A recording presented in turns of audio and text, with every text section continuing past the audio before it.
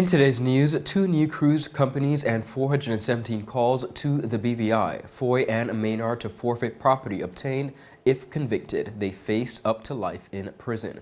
Proposal submitted to the UK on approach to reform the BVI under democratic governance, says the Honorable Premier, and persons still have PTSD from hurricanes. All this and so much more when 284 News returns. Yo, everything good, Dad? Aye. This thing got me one way, Daddy. What do you mean? Ever since I hook up with this thing, can't eat, I can't sleep. This is the first thing I touch it when I reach home. What do you really? Hey, this ain't like you know. Dad, this thing got me staying home, keeping out of trouble me. Wow. What your name is? Shit. I talking about my CCT life. Don't worry about missing your favorite series, sports, news, and local programming. Come to CCT today and sign up for CCT Live to access over 80 channels. CCT Live. Bring it home. 1 month free trial turn into 5. 5 months turn into, well, you know I hustle. I watching ball. I been watching football. Dad, Nickelodeon, Paw Patrol. I am hooked. Hook, I tell you. Good evening, beautiful people, and welcome to everyone. It's Friday, May 13th, 2022. I'm Ron Grant, coming to you live and direct from Tortola in the British Virgin Islands. A happy Friday to each and every one of you. Thank you so much for joining us. Beginning our newscast on the local scene, Virgin Voyages and the Ritz-Carlton Yacht Collection are the 2 new cruise companies that will be berthing to the British Virgin Islands for the 2022-2023 cruise season after a BVI delegation successfully secured a total of some 417 calls to the territory of the Virgin Islands. This was announced by the Deputy Premier and Minister for Communications and Works, the Honorable Kai Reimer, at a press conference today, Friday, May 13th. He said the BVI team, which traveled to the recently held annual Sea Trade Summit in Miami, Florida, were able to negotiate more calls to the territory for the upcoming season. The BVI delegation met with several cruise associates such as Norwegian Cruise Line, Disney, Carnival, Royal Caribbean Group, MSC, Sea Dream Yacht Club, Windstar Cruises, Ponant Cruises, Club Med, Saga, and Star Clipper Cruises, Virgin Cruises, Ritz-Carlton Yacht Collection. The delegation also met with several regional port partners and destination partners to discuss cooperative marketing opportunities as a region, including a meeting with the Florida Caribbean Cruise Association. From the discussions that took place at this year's Sea Trade Cruise Global, I am pleased to report that 2 new brands have confirmed calls to the Virgin Islands for the 2022-2023 season and beyond. That of the Virgin Cruises and the Ritz-Carlton Yacht Collection. I'm pleased to report that the expected calls to the Virgin Islands for the 2022-2023 cruise season has increased to 417, with 79 of those calls being multiple stays at our sister islands. Minister Reimer also reported favorable feedback from the summit regarding the territory's guest ratings. In terms of guest ratings reported, the Virgin Islands port and destination continue to rate favorably amongst all cruise companies calling to the BVI, with a notable rating identified as the friendliest of locals. This is something we must all be proud of, especially our tourism stakeholders who interact with these cruise lines and passengers, and we must keep our standards. The BVI delegation had the opportunity in discussions to raise concerns and issues on behalf of local cruise stakeholders, such as half-day stays, which the delegation relayed are not in the best interest of the cruise guests and do not allow maximum potential of both experiences and revenue. It was relayed that the cruise partner and destination vendors and stakeholders lose on these shorter stays. As the government of the Virgin Islands gears up for the Bridge the Gap Showcase, which will be held on Saturday, May 21st, which aims to promote mental health wellness in the BVI community, Government Public Health Communications Specialist Natasha Letsom-Humphrey sat down with the acting director of the Safe Haven Transitional Center, Neville George Bronzer, to address the topic of mental health in the community. Now, the acting director explained how mental illness should be looked at by persons as other illnesses, and went on to note that the prevalence of mental health issues in the community, including post-traumatic stress disorder, which of course some persons stemmed from the 2017 hurricanes. Whole person care. Whole person care. It's important that we're catering to the entire person holistically. So we look at mental health illnesses or psychiatric disorders as chronic medical conditions. They are medical conditions. So then why would we feel comfortable going to treat our hypertension or diabetes or heart problem? We feel that it's okay and there's no stigma attached to that. But when we go to take care of our mind or mental health, what's going on with our mind, then there's a stigma attached to that. It's the same thing that doctor said. It's part of who we are, our makeup. You know, so we find persons are still experiencing PTSD, post-traumatic stress disorder from 2017, from the hurricanes of 2017.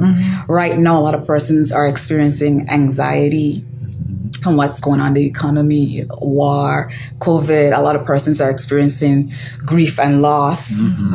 So if we're not doing well mentally, then we're not able to cope well. We're not able to focus. You know, sometimes you're not able to get out of bed if you're depressed or dealing with some other type of mental illness. So therefore, I would say that it is equal as important as your physical health, because if you're not doing well mentally, you cannot do well physically. Definitely. You may be able for a while, but eventually, if it's not treated, just like if you have untreated diabetes, it becomes a chronic problem and you're not able to function. If you're not treating the mental illness, whatever it is, or anxiety or depression, then you now become incapacitated. You are unable to function. In spite of the seriousness and prevalence of mental health issues in the territory, as Dr. Albert Tompkins from the Government Employee Assistance Program told Mrs. Letsom-Humphrey, there is still a stigma in the community, particularly in the public service and for the people of African descent throughout the world. Yeah, I think off the bat, there's a big stigma regarding mental health, mental illness. And so specific for the public service, a lot of times persons do not want to come because of the quote unquote stigma. What does it mean? You know, if I'm seen with Dr. Tompkins, am I crazy? So people, say certain things negatively regarding it. And so from my vantage point, unfortunately, and it's not unique to the BVI, in this entire industry, I would say, or this entire field, there is stigma regarding mental health and mental illness, and specific for those who are of African descent. We have, for some reason, kind of behind the curve in understanding, embracing mental health. We see it a lot, Natasha, because for whatever reason, persons who seek to access mental health services are person who may have been diagnosed with a psychiatric disorder, mental disorder, mental illness. For whatever reason, they're viewed as probably being weak, or I know long ago it was seen as a person probably has some kind of possession, demon possession. They're not able to manage. So because of this, you will find that individuals who, and sometimes it may not be even a diagnosis of a mental disorder, it may just be that you're anxious, you're feeling overwhelmed at work, you're having problems in your relationship. It could be any number of things. You're having a hard time coping with COVID, inflation, everything that's going on, and you want to seek help. You realize that you're not managing well, but for whatever reason, you're apprehensive about going and seeking these services because of the view that that you're looked upon by society as something is wrong with you. You're not able to cope well. yes, that you're different, you're abnormal because you're seeking mental health services. So we see that a lot. And one of the reasons why, again, we decided to have the Bridge the Gap event is so persons can be in an environment where it's there's no stigma, there's no judgment, it's nice and relaxed. We're easing persons into it. So all of the providers are there, the main providers in the community who provide these type of services are going to be there. Dr. Tompkins also explained the different symptoms persons can identify in the event you are struggling with mental health problems, drawing reference again to post-hurricane emotions. So tell us when, Dr. Hopkins, we should really look to access care. At which point, what are the red flags? Great question. I would say is, let's say you're struggling with something, what's called your ADLs, your activities of daily living. Let's say, you can't seem to get up. You can't seem to take care of yourself properly. You're noticing that you're down, but you feel as if no one can help you. Those are some signs that maybe I need to get someone else to assist and find out what's going on with me. And maybe you're not enjoying life like you used to. Maybe there's an issue that you just can't seem to get over. And maybe you haven't times past, but all of a sudden now something's different. You feel like you're in a dark place. As a cloud, those kind of small things, just to see how things are going. I would say don't wait till it gets too bad where, we have to do intervention, but just do some preemptive kind of assessment to see, maybe I need assistance. So that's what I would say. Because a lot of times it's the little small things. Maybe you're more annoyed than you usually are, Maybe you're more frustrated and you're lashing out. I can remember when the hurricanes came. I noticed I was lashing out at my kids for no reason at all. I just said, whoa, calm down, Tompkins. It's going to be okay. And so I had to talk. Sometimes my coworkers and I and EAP, we talk to each other. We counsel each other.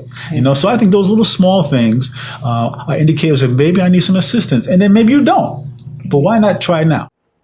Now, in light of the stigma against a very serious problem that many people in the Virgin Islands are battling with, Ms. George and Dr. Tompkins are encouraging all persons to attend the Bridge the Gap event in hopes that it would increase public awareness of the issue as well as resources for accessing care. In addition to life coaches and mental wellness providers being on site at the event, persons attending can expect to see a lineup of yoga, soca aerobics, 12 different booths, massage therapy, panel discussions, a live DJ, and many performances, as well as much more. In anticipation of the launch of The Box, a glimpse into Virgin Islands history by Dr. Allison Flax Archer, I had the opportunity to get an inside look at just what The Box has to offer in this exclusive interview. Take a look. Now, The Box is really designed, firstly, to inspire persons that I believe should want to be a part of the movement of adding to the positive fabric of these Virgin Islands. It is to educate those that really don't know our history but are eager and keen to learn. And it should also be for those persons like the Mrs. Parsons, the Dr. Wheatleys, our parents, to initiate conversation. Yes. And that's essentially what took place the other day when I was visiting with Miss P, as I call her, that she was able to add to some of the things that I was saying as it relates to The Box. And that's what it's all about. It's about teaching. It's about adding additional information. You can simply take 3 to 5 cards, and you can spend a couple hours just talking about those 3 to 5 cards.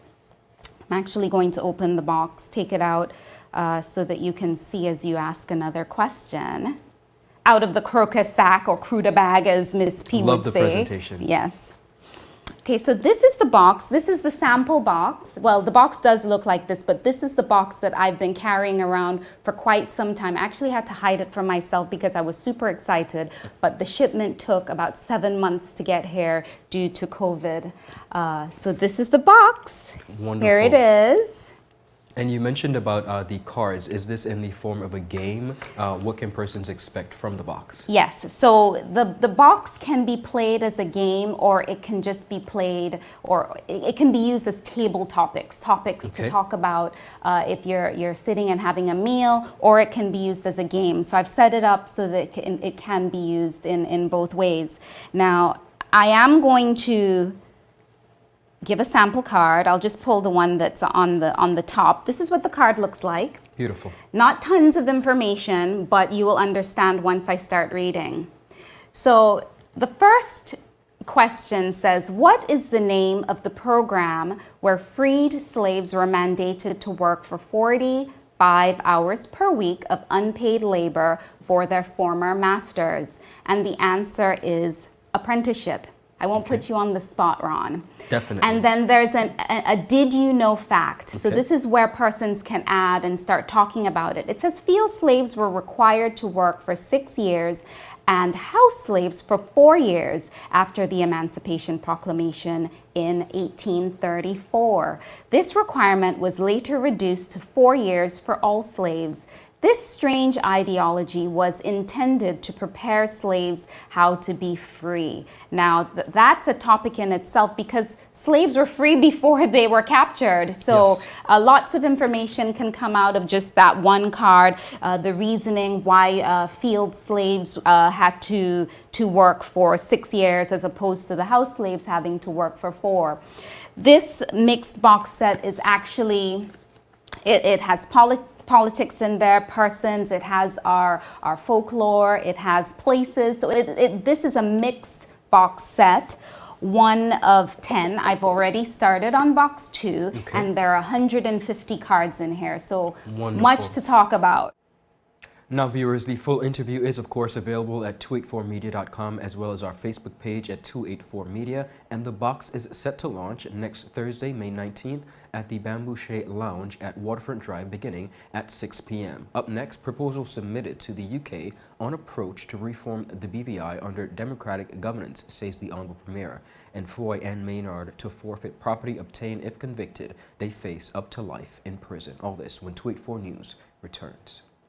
The beautiful Virgin Islands, or nature's little secret as some prefer, where the weather stays warm and the drinks stay cold, where men in wigs get their lawyer bills paid by governments and governments lose planes, where walls are built and prisoners escape. You vacation where we suffer. BVI love.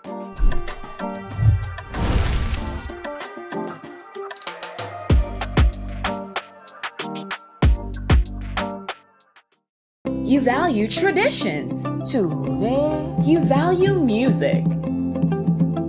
You value education. Family. I love you. Service. Thank you. You're welcome. Love. Life. At Popular, we're committed to you and everything our community values. For the things you value the most, count on us. Popular. There's a reason you get up on a morning. A reason you pick yourself up, start the day. Maybe it's sheer grit. Maybe it's your ethics. Maybe it's because you know people like you are waiting for people just like you. We all have our reasons, and for Republic Bank, that reason is you. Every little thing, every big thing. It's all about making a difference in your life. Because after 182 years, if it's one thing we're sure about, is that the difference is you. We're here to help. Republic Bank, we're the one for you. Viewers, welcome back. The government of the Virgin Islands has formally submitted a proposal to the United Kingdom government detailing their agenda to implement the recommendations from the Commission of Inquiry report under democratic governance. Premier and Minister of Finance, Dr. the Honorable Natalio D. Wheatley, made the disclosure during Wednesday's press conference. Wheatley said the proposal was submitted to the United Kingdom's Minister for Overseas Territories, the Right Honorable Amanda Milling. The Government of National Unity has been engaged in a series of meetings to map the way forward for the Virgin Islands. On Monday, the 9th of May 2022, we held our first caucus, which was very productive. Today, on the 11th of May 2022, we had our first cabinet meeting. In terms of the Commission of Inquiry report recommendations, I'm pleased to report on behalf of the Government of National Unity that I have submitted a proposal to UK Minister for the Overseas Territories, the Right Honourable Amanda Milling, that sets out our approach to reform and presents a framework for the implementation under continued democratic governance. It represents our commitment to good governance and strengthening our institutions and systems of government. We want to engender a new culture in the handling of the people's business. Premier Wheatley said he hopes that the Minister Amanda Milling, considers the proposal and incorporates them into a final decision that represents the continuation of a democratic governance in the British Virgin Islands. I hope Minister Milling and the UK government will give due consideration to the proposal and not go down the path of direct rule. We stand ready to work as partners with the UK and in close cooperation with Governor Ranking. Dr. Wheatley further said that the details of the proposal will be forthcoming to the public in short order, with dates to be announced soon. Former Premier of the Virgin Islands, Andrew Foy, along with Managing Director of the BVI Ports Authority, Mrs. Fahie and Maynard, and her son, Kadeem Maynard, will be required to forfeit all property gained in relation to their ongoing criminal case if convicted in the United States. This is according to court documents obtained by 284 News, which revealed that the trio is jointly indicted on 3 charges, including conspiracy to import a controlled substance, conspiracy to engage in money laundering, and attempted money laundering. Our Kamal Haynes has the story.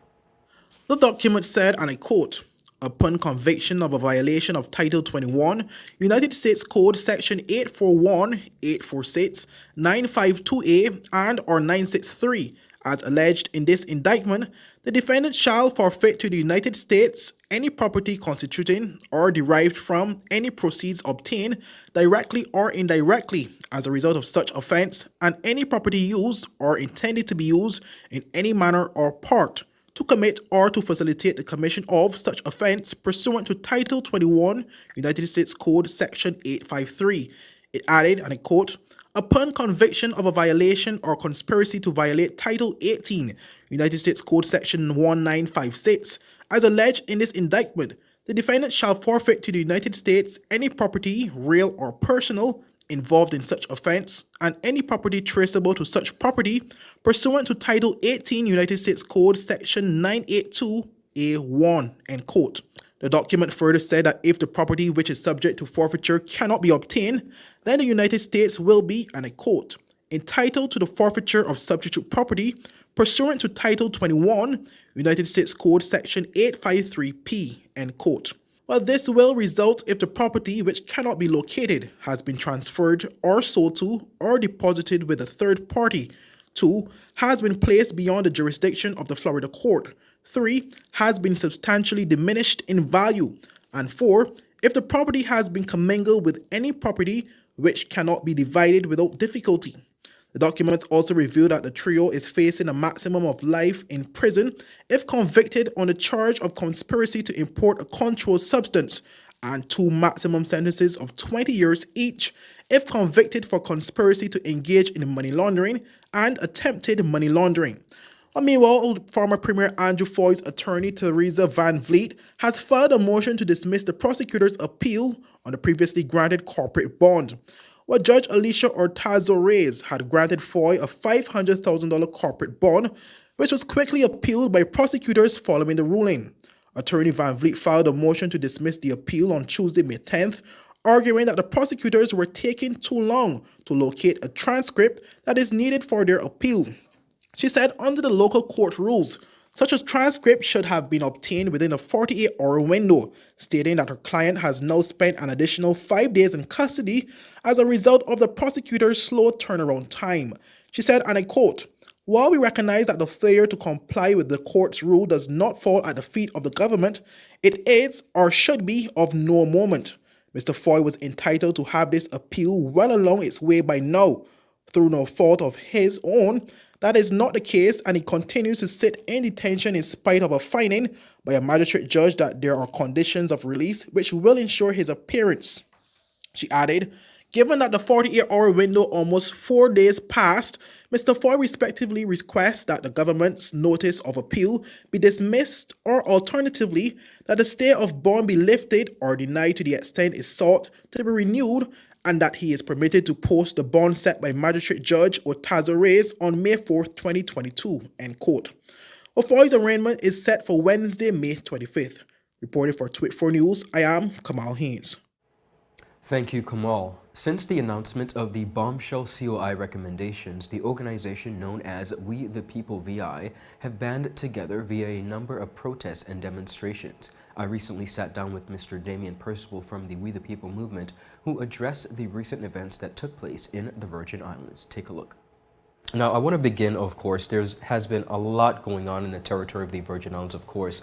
Many persons are now finally admitting that we have been through quite a roller coaster of events. When you put into perspective the floods, the hurricanes, the pandemic, the commission of inquiry, the events involving the leader of government business, we have literally not stopped, literally been on a roller coaster. You have been one of those persons who are extremely vocal about your thoughts. I want to begin with the commission of inquiry. Many persons were not in support of the COI even happening.